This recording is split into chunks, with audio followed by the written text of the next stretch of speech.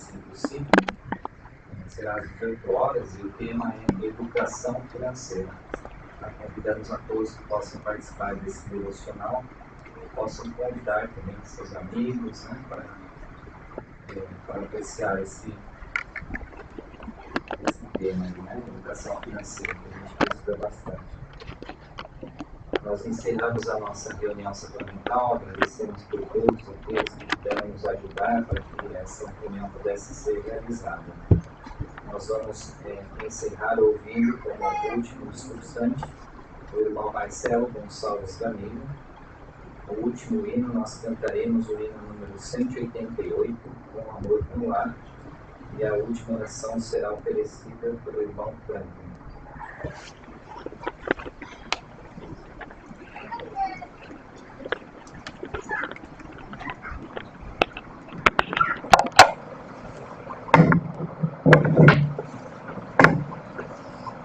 Quando eu fui para a China, em 2018, já está fazendo 7 anos, eu fui contratado para ensinar matemática. Eu já dei aula de matemática, dei aula de finanças, dei aula de business, dei aula de importação, exportação. Isso foram basicamente os 3 primeiros anos que eu morei na China.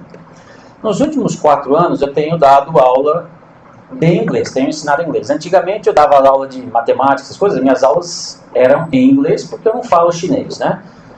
E agora eu tenho, além de as aulas serem em inglês, eu ensino inglês. Houveram anos ou semestres em que eu cheguei a ter mais ou menos 17 turmas. E na época que eu ensinava matemática, obviamente, eu preparava uma aula do livro e dava aula, e depois tinha que preparar a segunda aula e dava a segunda aula. Mas no caso de inglês, que já são meus 4 últimos anos, eu cheguei a ter 17 turmas, né, e quase todas elas usavam o mesmo livro e eu tinha que ensinar a mesma coisa. Então, a primeira aula, né, eu dava de um jeito, e quando eu estava dando a 17ª vez, né, eu praticamente já decorei a aula, né? Então, a aula saía muito melhor, né? E obviamente, hoje aqui, né, eu vou dar um discurso, né, mas eu vou dar uma vez só, né? Então, vamos torcer para que ele seja bom. Então, eu gostaria de começar contando para vocês, fazendo uma analogia que eu vi que me chamou muito a atenção alguns anos atrás e eu nunca mais esqueci. Então, nas escrituras, nós aprendemos uma escritura que eu usava muito na missão, que está em Jeremias, né, que fala, deixa eu botar minha cola aqui, né, uma escritura que em Jeremias 1:5 falava que o Senhor, Jeremias estava muito receoso, né, do chamado, que ele tinha sido chamado para ser profeta e que ele não daria conta, né, e o Senhor fala para ele que antes que te formasse no ventre te conheci, e antes que saísses da madre te santifiquei as nações e te dei para o profeta. O Senhor estava dizendo para Jeremias que eu te conheço muito antes de você ter nascido, eu sei que você tem condições de ser um bom profeta. E isso provavelmente deve ter dado muita confiança para Jeremias. O Pai Celestial me conhece, mesmo que ele mesmo não lembrasse, né, de uma vida pré-existente. Então a analogia que eu queria fazer com vocês é que isso aqui seria a nossa linha do tempo, né? Mas eu fiz uma marcação aqui em preto, não sei se vocês, todo mundo consegue ver aqui, tem mais ou menos 1 centímetro, né, do finalzinho da corda aqui. Esse 1 centímetrozinho preto aqui representa a nossa vida mortal. Mas vocês estão notando que a corda vai lá e tem mais um rolo lá, né? Então, nós aprendemos na igreja, nas doutrinas da igreja, que a nossa pré-existência deve ter sido milhões de anos na presença do Pai Celestial. Mas a gente não tem essa lembrança, né? E a gente então veio aqui, né? Estamos aqui nesse período preto, né? Que é a nossa vida mortal. Quando a gente nasce aqui, a gente perde a nossa lembrança da nossa vida mortal, né? E a gente começa a aprender alguns valores terrenos, né? Então, por exemplo, lá na China é muito comum que muitos pais dos meus alunos, né, às vezes os meus alunos são os primeiros da geração, da família deles que está frequentando a universidade. Isso não é tão raro.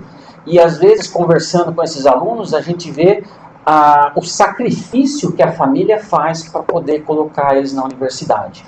E a gente vai... Qual é o motivo disso, né? O motivo é simples e claro, a gente sabe que as pessoas que estudam têm mais oportunidades, arrumar um bom emprego, ganhar melhor, né? Então a gente acaba, então, quando nasce nessa terra, acaba começando a adquirir os valores terrenos. Então a gente nasce aqui, não sabe nada, é bebê, os pais vão ajudando, conforme a gente vai crescendo, né? A gente vai adquirindo as culturas dos países onde nós moramos, né? e então a gente somos incentivados a estudar, economizar dinheiro para aposentadoria, né? Então a gente vê, por exemplo, as pessoas trabalhando bem duro aqui no meio, né, dessa linha preta aqui, né, para salvar um monte, para salvar dinheiro, para economizar, para ter uma boa aposentadoria, que aqui é o finalzinho aqui da linha preta, né? Mas só que existe um problema muito grande. E o restante, e o que vem para frente, né? Vocês estão vendo que essa linha preta aqui, no caso da tia Lola, é 100 anos, né? Para a maioria de nós vai ser menos. Eu acredito que eu já estou na contagem regressiva, eu não vou chegar a 100 anos, né? Então, quer dizer, será que nós estamos fazendo alguma coisa, economizando não só para a nossa aposentadoria, mas mandando para o outro lado, quando acabar o finalzinho dessa linha preta? Parece até que é um contrassenso, né, que nós só damos importância para esse pequeno ponto aqui, né? Considerando que, ó, se a gente for passar, né, existiu uma eternidade antes, né? E vai existir muito mais disso depois da linha preta. Quantos de nós estamos realmente preocupados com o que vai vir depois? Porque muitas coisas que estão aqui não vão para o outro lado. Eu falo, por exemplo, lá na China, as pessoas, a maioria são ateus, né? Não acreditam em Deus, né? E lá a gente é proibido de falar de religião. Mas eu faço perguntas, né? Converso coisas de bom senso, que falo, ó, meu pai morreu há 2 anos atrás, né? Nós recebemos uma herança, né? Meu pai não levou nada do dinheiro que ele tinha, nós não vamos levar nada, né? Então, algumas coisas nós temos que entender que precisamos fazer que não está atrelado ao nosso ambiente terreno. A nossa vida na Terra, ela é muito importante, porque muitas decisões que nós tomamos aqui vão afetar o restante da nossa eternidade. Eu gostaria de falar um pouquinho sobre essa questão, né, das coisas que ficam aqui e das coisas que vão para o outro lado. Quando eu... deixa eu mostrar aqui. Essa aqui é uma das câmeras que eu uso, né? Vocês, por exemplo, ontem, antes de ir dormir, eu coloquei um link e um videozinho no grupo do Coro de Elders. Então, eu não tenho o grupo da aula inteira, então os Elders aí, se alguém quiser repostar para o grupo, eu falei que ia falar sobre isso hoje na minha aula e no meu discurso. Então, quando eu vim da China para o Brasil, dessa vez, eu vim gravando a minha viagem toda, né? Eu estava imaginando postar, as pessoas que clicarem no link vão ver que eu tenho vários posts, né? Então, eu, na verdade, compartilho muito disso com os meus alunos, né? E eles às vezes, gostei desse post, eu aprendi alguma coisa, né? Aconteceu uma coisa muito interessante quando eu cheguei em São Paulo, quando eu estava para pegar o ônibus para vir para Londrina. Tinha um rapaz que estava pedindo ajuda para completar uma passagem e tal, né? Estava bem vestido até. E teve a condição dele vir pedir para mim. E no final das contas, eu acabei me dispondo a ajudar ele, né? E isso foi tudo gravado, porque eu estava vestindo a câmera, né? Aí eu me imaginei, vou colocar esse post, né? E escrever alguma coisa, né? Compartilhar com meus alunos. Então, vamos ver uma diferença aqui. Se eu colocar esse post, o Marcelo está ajudando uma pessoa que precisa, né? Então, eu estou recebendo a glória agora. Marcelo, deixa eu contar uma experiência do presidente Monson. Uma vez ele estava inaugurando lá um hotel, acho que seria até o hospital, né? Das crianças em Salt Lake. E tinha várias placas. Essa pessoa com o nome do $1 milhão, aí essa outra pessoa do tanto, e tinha uma plaquinha no final, menorzinha, dizendo, essa pessoa do $1 milhão, doador anônimo. O presidente Monson fez um comentário, esse ato subiu para o outro lado. As outras pessoas que tinham o nome na placa, estavam recebendo a glória aqui na terra. Fulano de tal, uma boa pessoa, está recebendo a glória. A gente chama na missão de glória dos homens. Mas aquela que fez a doação anônima estava mandando os recursos para o outro lado, né? Para depois da parte preta, né? Que eu mostrei aqui. Esse tipo de conversa nunca foi novidade lá em casa. Minha mãe fala muito disso, eu conversei muito sobre isso com meus próprios filhos, né? Falando que um dia, né, a gente vai passar para o outro lado. Né? E se a gente não mandou nada para o outro lado, vai ficar complicado, né? Então a gente tem que mandar algum recurso para o outro lado. Uma coisa que eu gostaria de comentar aqui agora, é que as pessoas que estudam as Escrituras provavelmente já notaram também, é que se nós estudarmos a vida de Jesus Cristo, nós vamos notar que nada do que Jesus Cristo perdoou ou fez milagres, fez para as pessoas que não estavam interessadas. Jesus Cristo nunca chegou para alguém que não estava interessado no Evangelho e deu as coisas de graça. Geralmente as pessoas que adquiriram um milagre na sua vida, ou perdão de seus pecados, ou um milagre físico, né, os coxos andaram, os cegos viram, né, foram as pessoas que de alguma forma tiveram desejo e procuraram o Senhor. Né? Por exemplo, eu coloquei alguns exemplos aqui. A mulher com fluxo de sangue, ela ouviu falar de uma pessoa que poderia curá-la. E ela teve fé de procurar, chegar perto e no meio da multidão apenas tocar no manto de Jesus Cristo, né? Outro exemplo, o sábio rico, que muitas vezes nós criticamos, porque quando ele procurou o Senhor, ele falou que já havia guardado os mandamentos, procurou e perguntou para o Senhor o que ele poderia fazer para lhe dar a vida eterna. Jesus Cristo falou que ele deveria guardar os mandamentos, falou, tudo isso eu já faço desde a minha mocidade. Aí Jesus Cristo fala que ele deveria então vender as coisas, né, e dar aos pobres. Nesse momento, ele deu mais valor às coisas terrenas. E ele se afastou e provavelmente não deve ter feito isso. Mas o que a gente esquece, que de qualquer forma, ele ainda procurou o Senhor, tinha uma esperança. Ele era uma boa pessoa, ele já havia guardado os mandamentos desde a sua mocidade. Então, Jesus Cristo ele sempre deu esperança às pessoas que de alguma forma procuraram ele, né? E os recursos estavam lá, e as pessoas que aceitavam e iam adiante foram as pessoas que realmente receberam o milagre e tiveram uma esperança, né, do outro lado. O que acontece muitas vezes é que nós somos enganados por Satanás. Uma escritura no livro de Mórmon diz assim: e também dirão, comei, bebei e diverti-vos, não obstante temei a Deus, e ele justificará a prática de pequenos pecados. Sim, menti um pouco, aproveitar-vos de alguém por causa de suas palavras. Abri uma cova para o vosso vizinho. Não há mal nisso. E fazei todas essas coisas amanhã, porque amanhã morreremos. E se acontecer de sermos culpados, Deus nos castigará com os poucos açoites, e ao fim seremos salvos no reino de Deus. Essa escritura é uma das armadilhas de Satanás. O que acontece é que às vezes, talvez no exemplo do jovem rico, né? Pô, guardei os mandamentos a minha vida toda, né? Deus não vai fazer muito caso disso e eu vou acabar lá no reino celestial. E essa é uma armadilha muito eficaz, porque quantos de nós não agimos da mesma maneira? Nós viemos aqui para a igreja, já servi na igreja há 50 anos, não preciso mais aceitar cargos, eu já fiz isso, fiz aquilo, já sou uma boa pessoa. E às vezes a gente para de andar a segunda milha, para de fazer as coisas, né? Gostaria de contar uma outra história agora. Essa aconteceu ano passado. Quando eu estava fechando um semestre, e eu faço as coisas de uma maneira bem transparente lá, né? A gente cria um grupo, igual a gente tem aqui no WhatsApp, eu crio lá no aplicativo da China, que chama WeChat, que é muito similar ao WhatsApp.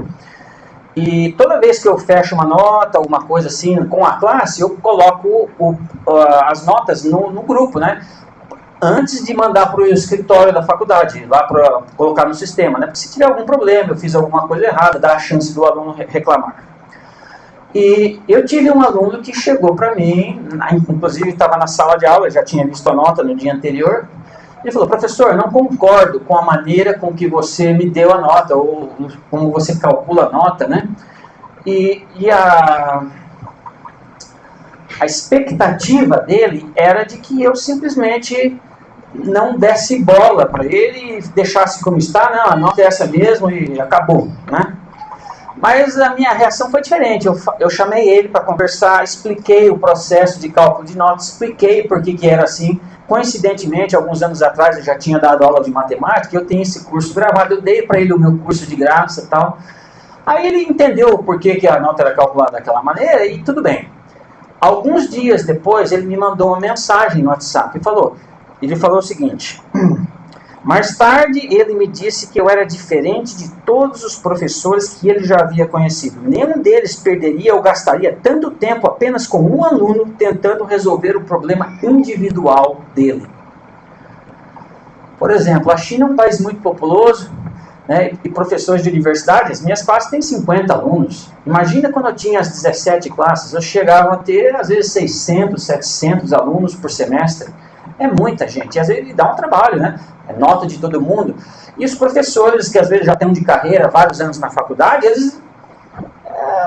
não, essa é a nota mesmo, e não perdem, não gastam seu tempo com os alunos, né? E ele fez esse comentário para mim. Eu gostaria de trazer isso para a nossa vida. O Pai Celestial faz a mesma coisa com cada um de nós. Apesar do mundo hoje ter uma população de quase 8 bilhões, né, o Pai Celestial despende tempo, né, com cada um de nós. Ele responde às nossas orações individualmente. Por exemplo, a igreja existe por causa de nós. E todos os recursos que a gente vê desde a restauração da igreja, né, o Fundo Perpétuo de Educação, os programas da igreja, a fundação da Universidade Brigham Young, que hoje está atingindo os 4 cantos da terra, com o Petro e com o English Connect, por exemplo, o Serão, educação financeira. Pô, não é um serão que vai falar de Jesus Cristo, vai falar de educação financeira, para melhorar nossas próprias vidas. Uma pessoa que tem mais condição consegue servir melhor na igreja. Então, o Pai Celestial, ele age da mesma maneira com a gente. Ele gasta, ele expende seu tempo e os recursos para que nós tenhamos a oportunidade de um dia voltar à presença dele. O que acontece, às vezes, é que nós não usamos esses recursos. Quantas vezes a gente está com o recurso disponível, mas acaba não usando? Bom, deixa eu falar um pouquinho, então, sobre o post que eu fiz ontem, né? Vocês devem, os que viram, né? Por exemplo, é um vídeo de um aluno colando, né? Ele estava tirando foto da prova com o celular, né? Porque no começo da prova eu coloco lá o slide, né? E falo, ó, não pode conversar, não pode usar o celular. Eu não tomo o celular dele, falo, deixa em cima da carteira, desligado, né? Pra não, né? Então eu faço todas as recomendações antes de começar a prova. Então isso era bem claro para todos os estudantes. E estava um videozinho, né, dele tirando foto da prova, depois olhando de novo. O interessante é que eu coloco as câmeras, né, e eu falo, ó, provavelmente se vocês colarem, eu não vou ver agora. Vou estar lá no fundo da sala, você está colando aqui na frente, mas depois eu volto, vou assistir os vídeos, né. Então tem uma coleçãozinha lá de muitos alunos colando. Eu não quero denegrir a China, né, por causa disso, porque isso faz parte da natureza humana, né? Por exemplo, em 2003 eu dava aula aqui na Unifield, eu fiz um teste de honestidade com os meus alunos, apenas 3 passaram, 3 não alteraram a nota para mais. Então aqui no Brasil eu diria que em todo lugar no mundo, né, nós não estamos muito diferentes, né? Nós temos que procurar fazer o nosso melhor. Um desses 3 alunos era membro da igreja, eu estava assim, Pai Celestial, não deixe ele ser um dos que vai, né? E felizmente ele foi um dos que foi honesto, né? Então, que a gente aprende as coisas que nós devemos ser honestos, né? Então isso foi muito bom. Então, não raro, né? Quando eu pego os alunos colando, eu chamo eles para uma conversa, eu falo, ó, você não pode ficar sem punição, né?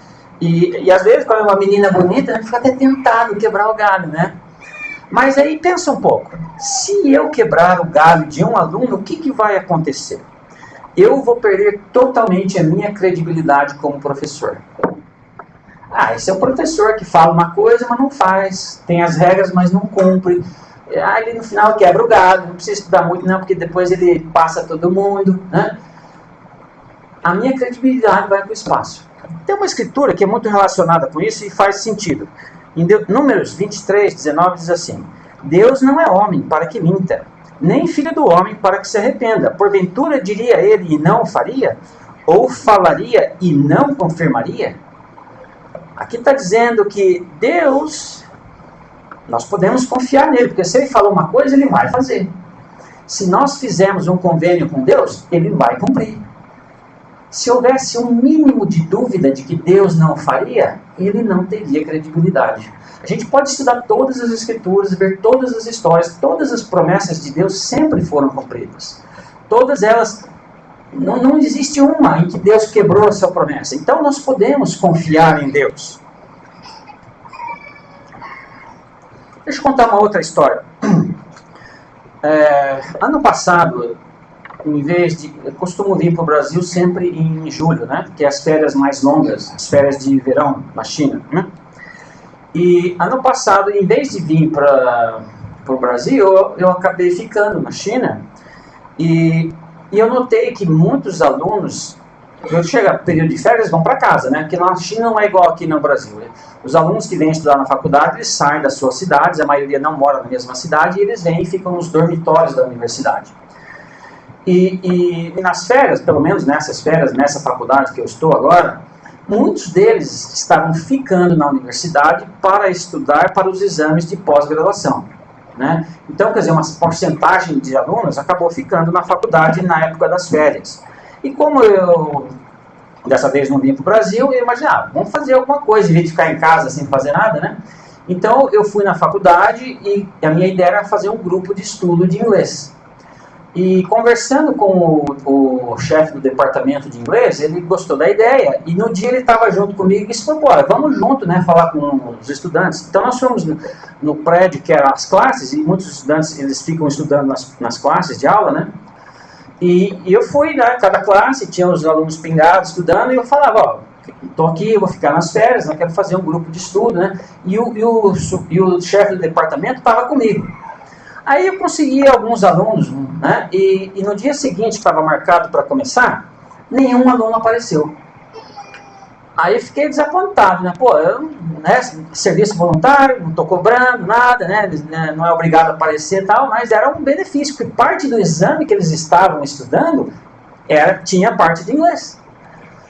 Aí, vamos olhar para as escrituras, né? Quantas vezes nós vimos as pessoas que eram ordenadas pelo Pai Celestial, iam fazer alguma coisa e não dava certo, né? Então, eu podia, não vou desistir desse projeto, né? Mas, por exemplo, o Neff, né, foi ordenado a buscar as placas de latão. Quantas vezes ele teve que voltar, né, para poder conseguir as placas de latão? Então, até lembrando disso, eu imaginei tudo bem. Eu deletei o grupo, criei um novo grupo e dessa vez fui no dia seguinte falar com os alunos, mas meu approach, a maneira de falar mudou. Eu cheguei na sala e falei, eu estou criando um grupo de estudo, né? Eu acredito até que porque o supervisor estava comigo no primeiro dia, eles ficaram com vergonha de falar, que não, né? Porque estava o supervisor ali, né? O chefe do departamento do curso deles, né? Então aí o segundo dia eu fui sozinho. E fui falando, ó, eu vou criar um grupo, vai ser 1 hora só por dia, né?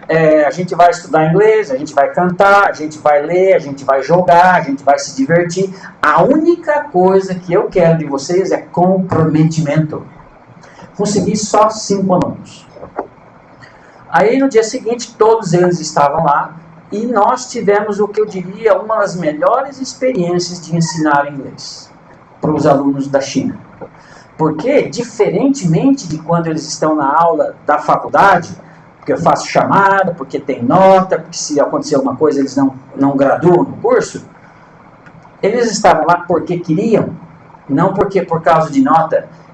Tinha tarefa, todos eles fizeram a tarefa, todos eles participaram de todas as atividades, nós formamos um grupo com uma amizade muito boa, conversação, prática, o inglês deles melhorou em 15 dias consideravelmente, porque eles estavam lá por uma simples diferença. Não era porque eles estavam obrigados, dependiam de nota, mas porque eles queriam. Se vocês notarem bem, eu estou falando que é exatamente o processo em que a igreja trabalha. Nenhuma liderança aqui recebe nada. Nenhuma liderança, ninguém é obrigado a estar aqui. Teve uma época com meus filhos, vocês têm que ir para a igreja. Mas chega um ponto, né, que todos nós estamos aqui porque nós desejamos estar aqui. Né? Mas nós precisamos, né, conseguir andar a segunda milha, que é justamente aceitar os cargos, fazer as coisas e mandar as coisas, os recursos para o outro lado. Né? Tá, deixa eu ver o próximo tópico aqui. Eu gostaria de dizer que nesse aspecto eu tive os melhores professores que poderiam existir, que foram meus pais e minha mãe. Por exemplo, falando da liderança da igreja, os missionários servindo, a liderança da igreja, bispo, toda a liderança da estaca, professores dedicados, né? Nenhum de nós é obrigado a aceitar chamado na igreja. Gostaria de contar uma experiência que eu estou tendo com meu filho. O Bernardo já está quase no meio da missão. Vocês conhecem ele porque ele saiu daqui, né? Não recentemente, alguns meses atrás, ele já foi... passou da posição de sênior lá para LD, né? Então ele é o responsável agora no distrito dele de coletar os números de contatos, de palestras ensinadas dos missionários do distrito dele, e reportar para os LZs, reportar para... E ele não gosta muito de fazer isso, para dizer a verdade. Ele sentiu uma certa pressão agora, né, desses números, né, que o pessoal fica cobrando dele, né? E agora os missionários, eles conversam com os pais semanalmente, né? Então ele andou comentando comigo, né, o que eu achava, para me dar uma opinião, uma esclarecida, né, como ele deveria se portar, porque algumas semanas inclusive, ele ficou abaixo da meta, né? Aí eu expliquei, ó, conta para mim como é que funciona essa questão dos números, né? Então tem que fazer os contatos, tem que ir número de palestras, né, o número de batismos, né? Aí no final da conversa eu peguei e falei o seguinte para ele: você tem que lembrar que o seu último prestação de contas vai ser com o Senhor. E não com o presidente da missão, não com... né? Aí eu contei uma experiência para ele. Na maioria das vezes em que você for fazer diferença na vida das pessoas, são as coisas que não se traduzem em números. Por exemplo, se você está ensinando uma pessoa, você vai lá, a pessoa não está para ouvir a palestra, está com um problema em casa, não, eu vou te ajudar, vou lavar a louça, e, né, conta uma mensagem, e você não deu a palestra, não teve o número da palestra, mas você foi lá, se importou com a pessoa. É mais ou menos o que eu faço com os alunos aqui, né? Por exemplo, o fato de eu gastar o tempo com aquele aluno, explicar para ele, isso eu faço direto na China, né? Eu sou o único professor que praticamente não come na cantina dos outros professores. Eu como na cantina com os alunos. E no começo ninguém me conhecia, e é o cara estranho, é o estrangeiro, né, que chega lá numa mesa, que às vezes os alunos não falam inglês, né, porque eu sento na mesa com qualquer um, posso sentar aqui? E fico tocando, oh, você fala inglês? Que coisa você está fazendo? Tal. Aí o cara não consegue falar, a gente acaba trocando o WeChat, que tem a tradução, daí a gente começa a falar, daí ele vê, ah, você é professor, você tem os posts e tal, e cria-se essa amizade. Hoje, depois de 4 anos na mesma faculdade, a maioria dos alunos sabe quem eu sou, e às vezes, professor, vem sentar aqui com a gente, depois da janta a gente joga um jogo, e por causa desse meu desprendimento em gastar tempo com eles, me mostrar que eu importo, eu acabo fazendo um trabalho que eu jamais esperava que eu estaria fazendo na China, que é um trabalho de alunos que têm problemas em casa, que têm problemas na escola, e vêm conversar comigo e pedir conselho. Eu faço um trabalho de psicólogo, né? E quando a gente está no serviço de servir as pessoas, a gente esquece dos nossos próprios problemas. Eu estou muito melhor hoje do que quando fui para a China. Não sei quantos de vocês lembram, eu estava divorciado, perdi minha família, né? A Juliana foi embora para os Estados Unidos. Então eu fui meio que quase que fugido para a China. Hoje eu me sinto, isso está no passado, e eu me sinto muito melhor por estar fazendo esse tipo de trabalho. Então, mais uma vez, as coisas que sobem, né, muitas vezes não refletem nos números da missão, muitas vezes, né, ninguém fica sabendo, né, porque as coisas que nós fazemos em segredo para a glória de Deus e não para a nossa própria glória. Falando sobre isso, eu gostaria de contar uma outra... já está quase acabando meu tempo. Mas, por exemplo, nós temos uma vizinha, quando eu cheguei aqui no Brasil, né, ela tem o mesmo número da nossa casa, 226, e a casa onde eu moro é 226 também.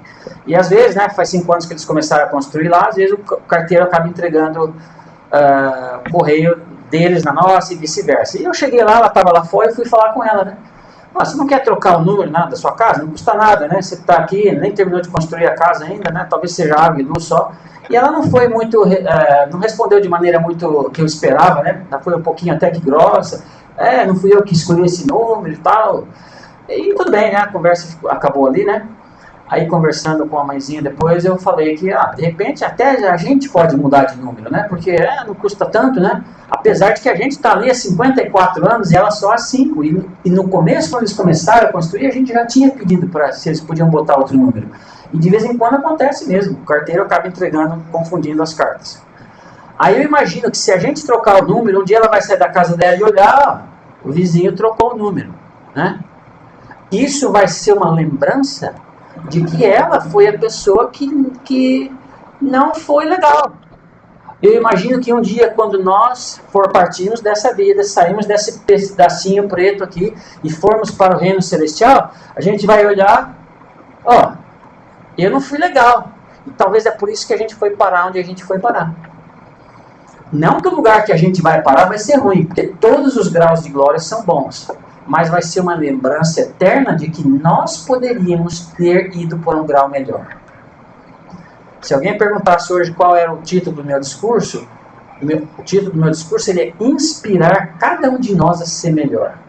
Porque ninguém consegue forçar outra pessoa a ser melhor. Eu quero prestar meu testemunho de que Deus vive.